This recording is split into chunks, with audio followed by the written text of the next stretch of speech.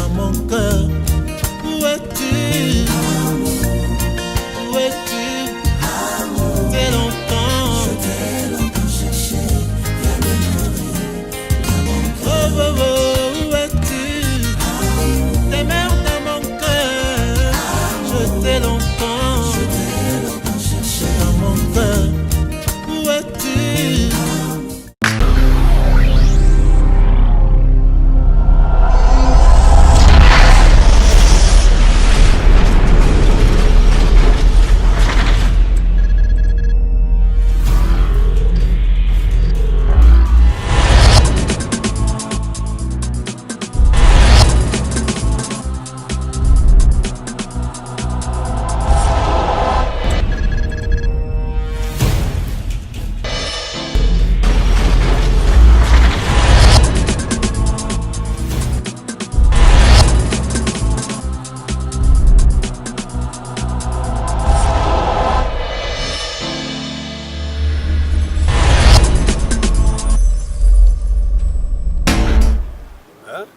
Les combats des disciples. Les gens, au lieu de combattre pour un bon objectif, ils font les prosélytismes. C'est-à-dire, les moi, ça c'est pour moi, ça c'est pour moi, ça c'est pour moi. Alors qu'ils combattent, ils se combattent, les ministères d'ici se combattent beaucoup plus pour les brebis. Ils se combattent beaucoup plus parce que moi j'ai déjà constaté cela et j'en ai vu. Les ministres qui se combattent, là, celui-ci dit que non, il a tiré mes brebis, celui-ci a tiré mes brebis. Alors que ça mène les gens maintenant à une séparation totale. Et si vous poursuivez comment les brebis... Il y a trop de gens qui parlent. Non, là-bas, il y a la division parce que, bon, à cause de l'argent, du bien matériel, parce que c'est pour cela que chaque personne a besoin de prendre deux fois ses brebis, de faire son église pour gagner quelque chose. La mission du message du temps de la fin, Frère Branham m'a dit qu'il y a des impératifs pour servir Dieu. Et quand Dieu vous appelle au ministère, il ne vous a pas appelé pour gagner l'argent. Si quelqu'un entre dans le ministère dans le but de gagner l'argent, son objectif et ses motifs sont faux. Et Frère Branham a dit que cet homme-là doit vérifier son appel. Tu ne peux pas entrer dans le ministère et dire que non parce que le travail que je faisais n'est pas correct, il faut que j'entre là-bas pour gagner l'argent. C'était mon objectif. Et puis on ne peut pas fonder l'église de Dieu vivant sur base de l'argent, non. Ce que je voulais encore savoir le plus, le pasteur d'aujourd'hui ne nous prêche pas souvent sur le royaume de Dieu. C'est basé de voyages, de la prospérité, de l'argent, de biens matériels. Alors le royaume du ciel, on ne prêche pas. C'est la suite de la question que vous avez posée avec une suite de la réponse que je vous donne encore. On ne peut pas mesurer. On ne peut pas mesurer les royaumes de Dieu sur base de biens matériels. Il n'y a aucun point où Frère Branham a épinglé nous disant que en aussi. Vous savez, quand l'église prospère dans les matériels, Frère Branham nous a dit que cette église-là, les gens abandonneront la parole. Nous avons un seul objectif du message du temps de la fin et la mission que Dieu nous a donnée dans le ministère, c'est prêcher les croyants le baptême du Saint-Esprit. Vraiment prêcher pour le salut des gens. L'argent n'a pas la place dans le ministère. Frère Branham nous a dit d'éviter les trois choses. Entre autres, l'argent est inclus là. Oui, ma soeur et moi, nous ne savons pas. Frère Branham a dit que quelqu'un, Dieu peut l'appeler. L'autre, le Satan peut l'appeler, croyant que c'est Dieu qui l'appelle. Le voyage, vous savez, aujourd'hui, pour épater le monde aujourd'hui, hein, il faut que vous puissiez dire à l'église, aux gens que non, j'ai effectué des voyages en Europe, partout ailleurs, comme si aller en Europe, aller en Amérique, ça peut faire que c'est ça l'objectif. Mais Frère Branham, c'est un prophète qui a quitté d'abord la campagne depuis 16 ans. Il a quitté là-bas, Dieu l'a envoyé dans la ville pour prêcher l'évangile. Il n'avait qu'un seul objectif, c'est pour gagner les âmes au royaume. Nous avons cette mission-là. Et parfois, s'il y a beaucoup de ministres qui pensent que non, nous sommes appelés pour gagner l'argent. Vraiment, il faut dire, aider aussi d'autres ministres que non. Notre objectif, ce n'est pas de gagner l'argent, c'est pour gagner les âmes à Christ. C'est tout. Vraiment, c'est le seul objectif. Même notre prophète que Dieu nous a envoyé, sa mission, il a évité beaucoup l'argent. Parce qu'il connaissait que l'argent, c'est une puissance qui peut parfois écrouler un homme de Dieu. Dans la Bible, ici, vous connaissez l'histoire de Balaam. Balaam a été tombé, c'est à cause de l'argent. Alors, d'où vient cet esprit de combat de brebis pour gagner des brebis? Le combat de brebis, William Branham a parlé de ce qu'on appelle le prosélytisme. C'est-à-dire les gens qui veulent gagner les gens, c'est-à-dire les gens veulent le ministre. Ils veulent s'introduire dans les cœurs des croyants. Mais moi, je connais que William Branham a dit que une brebis doit connaître son pasteur. Il doit avoir confiance dans son pasteur.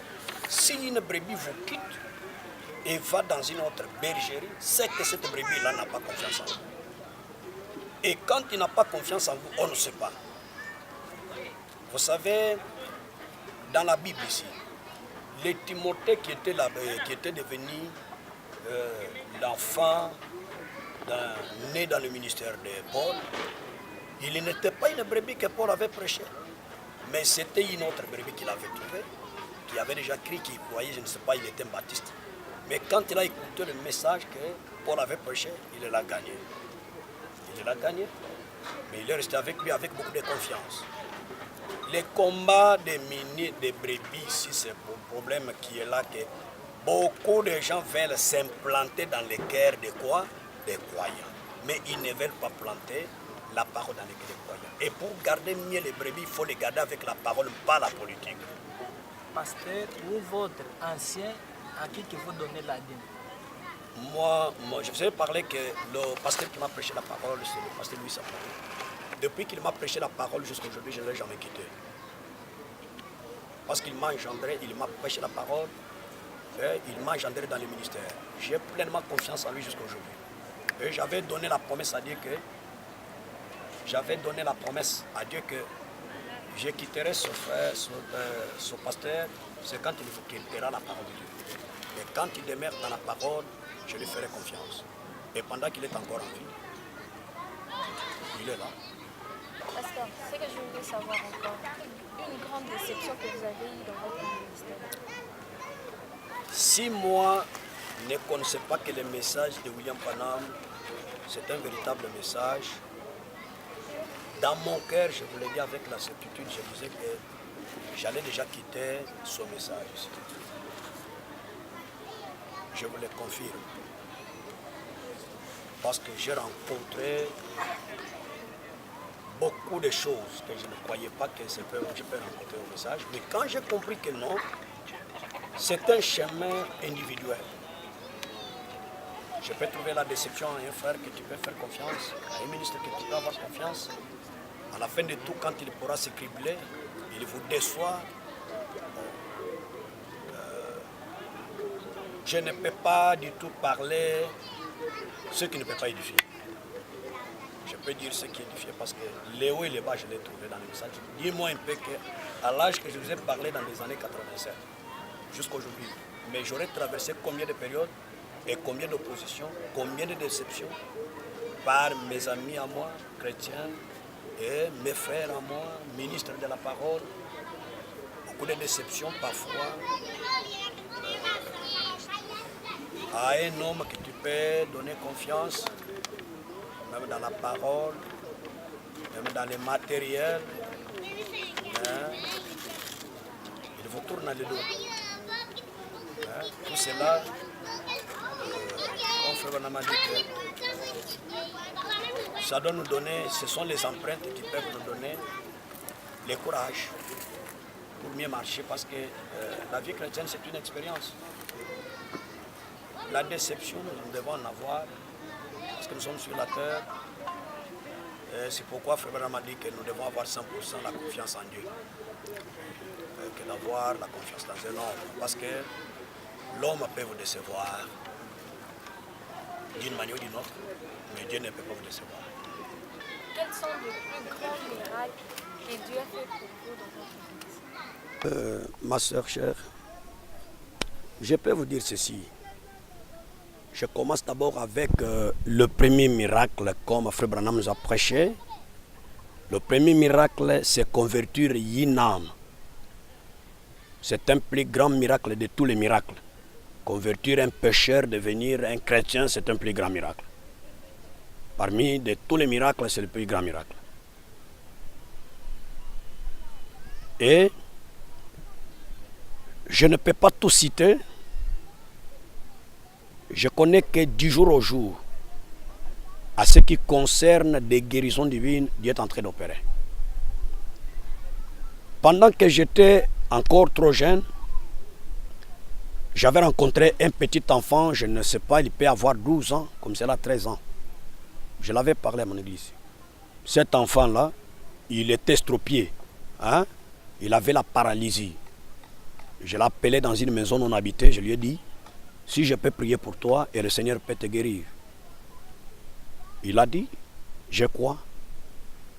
Tu peux prier pour moi. J'ai prié cet enfant-là jusqu'aujourd'hui. Il est même dans ce pays-ci. Dieu l'a guéri. Normalement, il s'est tenu bon, debout.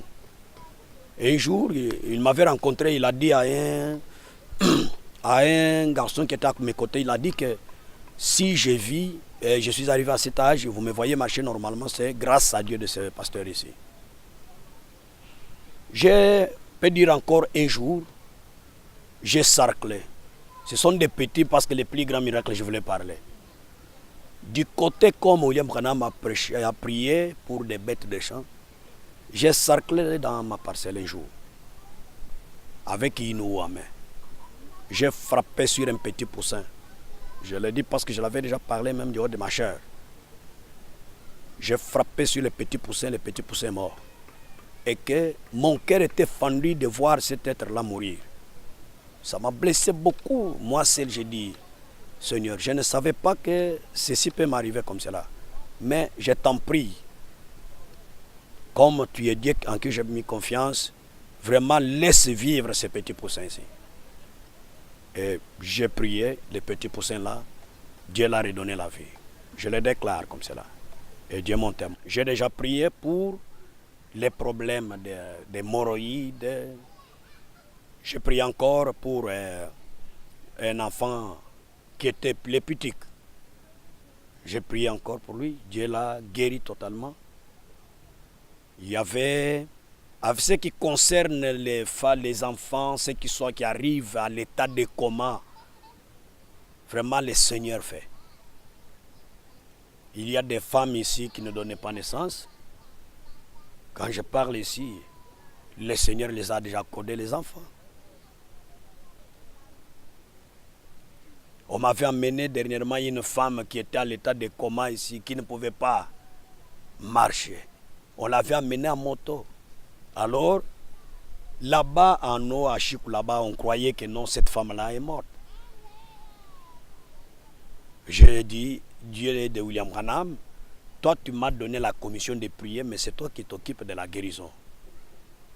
Et quand je priais à cette femme-là, la femme est sortie d'elle-même, entrée dans cette petite toilette ici.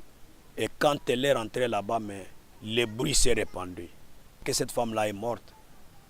Alors que là-bas, on leur avait dit qu'aller là-bas, il y a une église là-bas qui s'appelle une petite mission du Shalom Tabernacle. Dieu est en train de faire là-bas. Parce que j'ai la confiance en Dieu qui est en train. J'ai beaucoup de problèmes. À Luanda, j'ai prié pour un fou. Dieu l'a guéri là-bas. J'ai prié pour un enfant. Nous étions dans l'église, un certain prédicateur prêchait là-bas. Mais on m'a appelé suspectement que non, là, il y a un enfant qui est à coma, à l'extérieur là-bas. Je suis sorti là, j'ai pris cet enfant. Ça, c'est le défi du diable. Il est en train de nous défier. Dieu a ramené cet enfant-là à la vie qui était déjà à l'état de coma. J'ai vu le tuberculeux être guéri. Bon, j'ai fait beaucoup de témoins. S'il fallait donner des détails, ça c'est un temps parfois qui est précis. Notre Dieu agit et ce n'est pas moi qui peux agir, c'est Dieu qui agit. Je n'ai jamais produit aucun miracle, mais c'est Dieu qui produit le miracle à travers le ministère. Je pense que c'est compris. Oui, c'est compris. Donc, pasteur, vous pouvez nous parler un peu sur votre historique? Dieu est en train d'élever une personne à sa façon à lui. Je ne suis pas né dans une famille riche, tellement élevée, mais je suis né quand même dans une famille qui a un peu les gens qui ont étudié là-bas. Moi-même, je n'ai pas terminé des études comme les gens le pensent. Parfois, beaucoup de gens pensent que le pasteur Jean, c'est un licencié ou un docteur. Je ne suis même pas un demi-instruit. C'est Dieu qui m'a donné la capacité. La vie à moi, j'avais traversé une vie un peu tellement difficile dans ma vie que je ne peux pas cacher. Parce que je suis né dans une famille tellement pauvre. Mais cette famille-là, ma mère à moi m'a beaucoup gardé dans beaucoup de conseils, mais malgré qu'elle n'était pas chrétienne, elle était chrétienne catholique. Mais elle m'encadrait beaucoup plus dans la voie catholique, dans la foi catholique, mais quand même qui devrait m'approcher un peu à garder ma personnalité pour ne pas me suivre. Je peux vous dire encore une chose. Quand j'écris les messages dans les années 87, je n'ai pas poursuivi la vie de suivre. En première question, mes grands frères à moi me parlaient que je devrais devenir un monsieur l'abbé. Alors, avec le monsieur l'abbé, la vision qu'on avait, que un monsieur l'abbé ne peut pas se suivre. Je me gardais. Mais quand j'écris le message, qu'est-ce qui est arrivé? Je n'avais pas vraiment du tout suivi la vie de suivre, mais même ma mère à moi s'est moquée de moi que je ne suis pas un garçon comme tout le monde. Il m'insultait comme cela, il dit que ça c'est bon, une poule mouillée comme cela, on m'insultait beaucoup. Aussi, j'ai traversé une vie de souffrance un peu. L'histoire de ma vie, j'ai traversé un peu une vie de souffrance. Ni t'étais Dieu, j'allais mourir. Il y a des maladies qui m'ont frappé, la souffrance m'a frappé, tout cela. Mais c'est Dieu qui a fait que je puisse être ce que je suis. Mais je ne peux pas dire que je suis né dans une famille tellement riche et honorable que je peux brandir pour dire au monde que non, je ne suis pas là. Vraiment, j'ai été ramassé aussi une personne qui est née dans une campagne là. Mais c'est le Seigneur qui a fait que je puisse, la gloire de Dieu est devenue ma gloire. Merci beaucoup, pasteur. Nous avons beaucoup vu dans des églises de pasteurs. Peut-être un pasteur, il fait de gym, cache-cache, sans toutefois les gens puissent savoir. Maintenant, vous pouvez vous demander si dans votre ministère, vous avez déjà été séduit avec une fille ou comment? Je vous dis ça. Je vous ai parlé, ma chère sœur, que parmi les gloires que je peux rendre, la grâce que Dieu m'a faite, c'est la grâce de garder ma personnalité. J'avais donné le témoignage dans mon église que depuis quand j'écris le message, j'étais trop jeune. Et quand j'étais jeune là-bas, nous, dans les années 87, 88, 90, 91, l'évangile que nous écoutions produisait une vie de sainteté du jour au jour. Nous craignions avec tout cœur, croyant que si je commets l'adultère directement, je vais dans l'enfer. Et en ce temps-là, nous attendions qu'à la minute même que je vis ici, le Seigneur vient. Alors qu'on nous disait, on nous prêchait que quand Jésus vient, il ne viendra pas prendre les hommes souillés. J'avais rendu le témoignage dans mon église que depuis que je suis né sur la terre, je vous l'ai dit, et que j'ai épousé mon épouse, ma première femme, le premier corps que j'ai connu, c'est ma femme à moi, jusqu'à aujourd'hui. Le premier corps sur toutes les femmes du monde que j'ai connu, c'est mon épouse à moi, jusqu'à aujourd'hui. Parce que le Seigneur m'a barré le chemin. trop jeune que j'étais, il m'a barré les chemins. Et j'ai marché au milieu des grands croyants, les croyants expérimentés qui me protégeaient. Et celui qui m'avait prêché la parole, il avait vu en moi qu'il peut y avoir un ministère. Mais moi, je ne comprenais pas ce que c'est le ministère. Je ne comprenais pas ce que c'est le ministère, mais il me disait toujours que je vois en toi que Dieu peut te prendre au service. Mais protège-toi. Alors, j'ai rencontré les filles, des filles, même mes collègues à l'école, qui devraient parfois circuler sur moi, baratiner sur moi, parfois qu'ils peuvent m'avoir, mais Dieu avait déjà mis quelque chose à moi, des barrières. C'est pourquoi la vie de suivre, vous savez, l'orgueil aussi, craindre Dieu. Frère Branham nous a parlé qu'éviter les femmes. Et si on n'évite pas les femmes, c'est une puissance. Mais depuis aujourd'hui, ma soeur, je peux vous certifier devant le Seigneur que Dieu m'a gardé depuis ce temps-là jusqu'à aujourd'hui, avec l'unique femme que j'ai connue dans ma vie, sans souillure, sans corruption. Et j'évite souvent parce que je connais l'importance du message. Ce que je suis devenu, c'est grâce au message et grâce à ce ministère ici. Alors, je ne peux pas aller couper la source des fontaines qui est en train de me produire la vie sur la terre, non.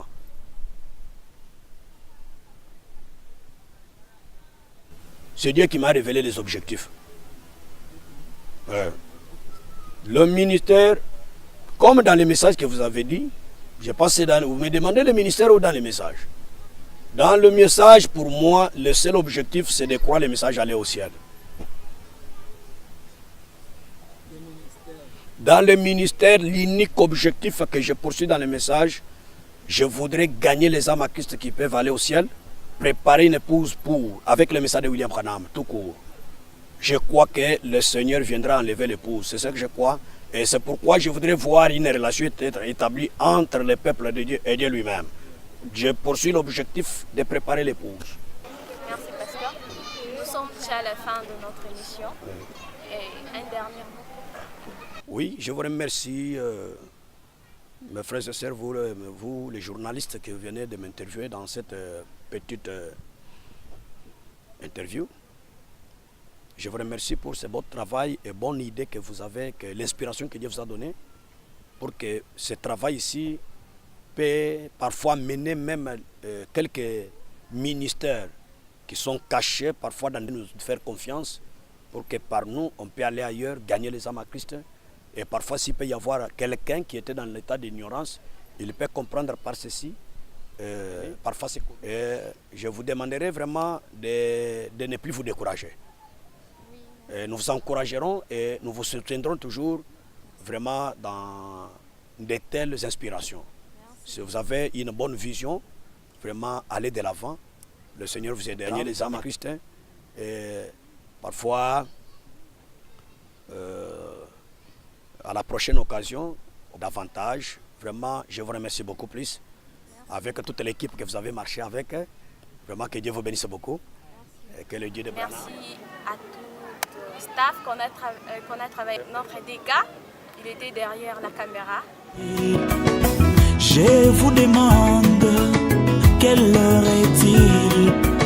Est-ce que c'est le temps où la vision doit s'accomplir? Est-ce que c'est le temps où la vision doit s'accomplir? L'arc-en-ciel a balayé l'espace. L'ange puissant est déjà descendu. Un pied sur la terre, un pied sur la mer. Il a rugi comme rugit un lion. Les étonnés sont déjà révélés.